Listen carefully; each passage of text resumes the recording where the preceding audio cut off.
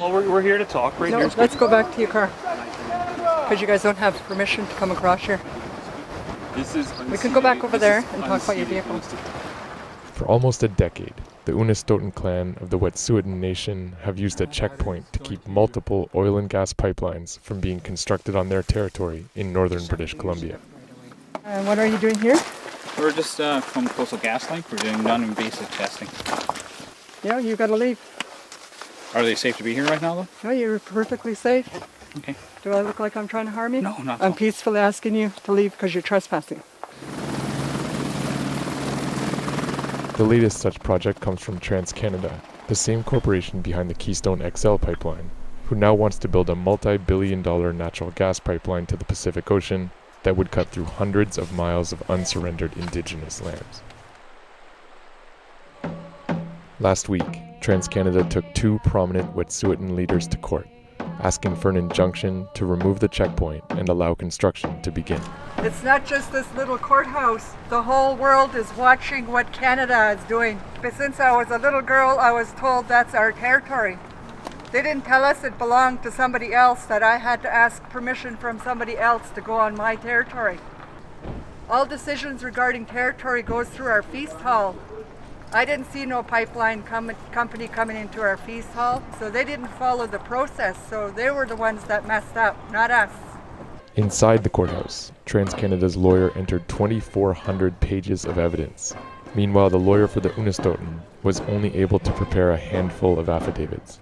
And they only gave us like 2 weeks to try and prepare for this.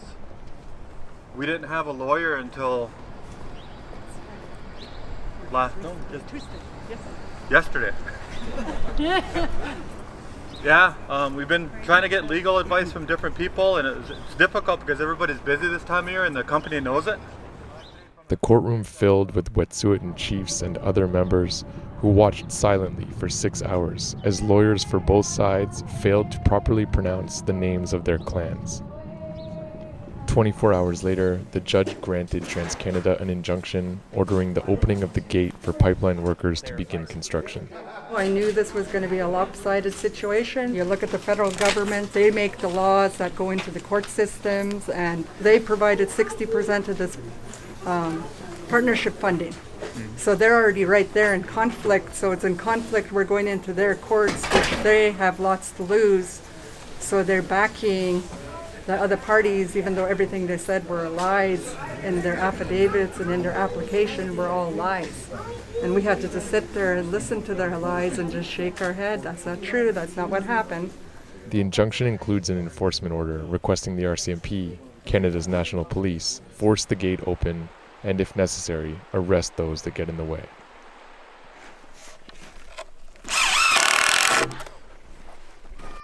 Just hours before the injunction went into effect, members of the neighboring Gidimt'en clan installed a second checkpoint, making it impossible for TransCanada to arrive at the original checkpoint located further down the road.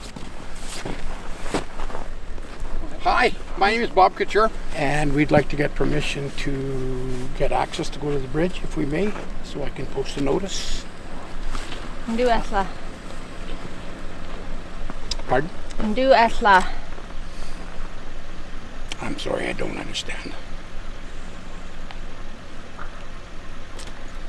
Skidamden Bianca. Are you granting us access or not?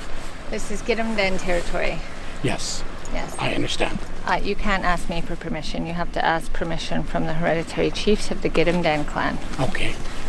My name is Vic, and I'm with the Coastal GasLink project. And the reason for Mr. Couture to be here is to post the injunction that was granted by the BC Supreme Court to allow us access to do the work. Yeah. Canadian courts do not have any jurisdiction on Wet'suwet'en territories. The Wet'suwet'en hereditary chiefs have full jurisdiction on Wet'suwet'en territories.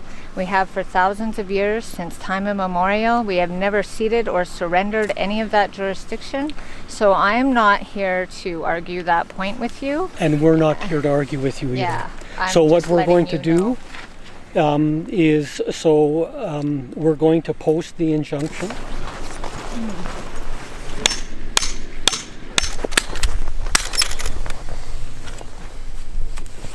it's upside down, then that has nothing to do with the injunction. That's his instructions. Thank you very much. If physically blocked from passage, post at that location. Take a staple gun, peg, and hatchet. The hereditary chiefs held a press conference at the new checkpoint to show their support for the action. In 1997, the Supreme Court of Canada ruled that the Wet'suwet'en people had never given up their rights and title to 22,000 square kilometers of northern British Columbia, and the Wet'suwet'en hereditary chiefs were recognized as the relevant authority on that territory. The right and title, United Declaration on the Rights of Indigenous Peoples, and reconciliation, all these words have been used quite recently by governments. How do you think that reconciliation is going to be achieved when issues like this continue to arise here on the territory? How could there be reconciliation when they won't even acknowledge who we are?